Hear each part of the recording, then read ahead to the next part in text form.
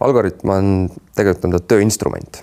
Ja see, kui nüüd mõtta need tähed nagu üksteise alla kirjutada, siis me tegelemegi kõigepealt nende asjadega, mis nii-öelda inimese kõige kiiremini teisi ilma saadavad. Eks ta on pandud nii-öelda tähtsuse järjekorda. Suur väline verejooks lõpetab selle elu kiiremini ära kui hingamisseade sulgusest tingitud hingamisseiskus ja nii edasi. Et me tegeleme kõik prioriteetsete asjade kõigepealt.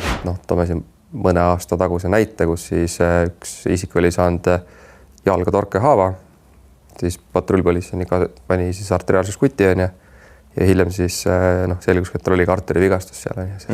Ega suure veini verejooksu arterist tulevat verejooksu on sündmuskohal väga nagu lihtne ei ole lihtne nagu eristada. See verekogus on ikkagi märkimisväärselt suur.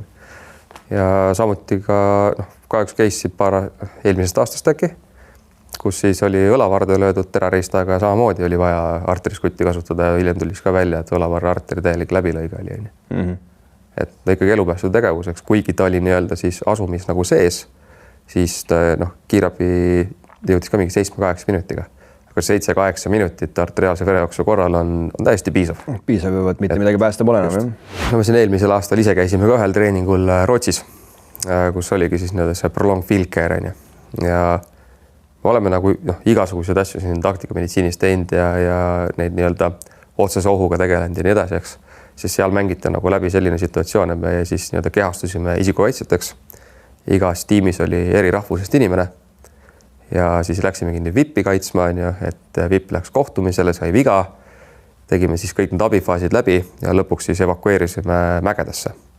Ja siis suuskadega tõmbasime seda kannatanud kelgu peal enda järgi mingi 5 kilomeetrit äkki või.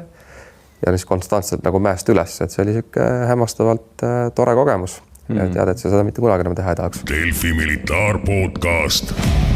Eriväelase jutud. Ainuke lihtne päev oli eile. Iga päev algab nullist.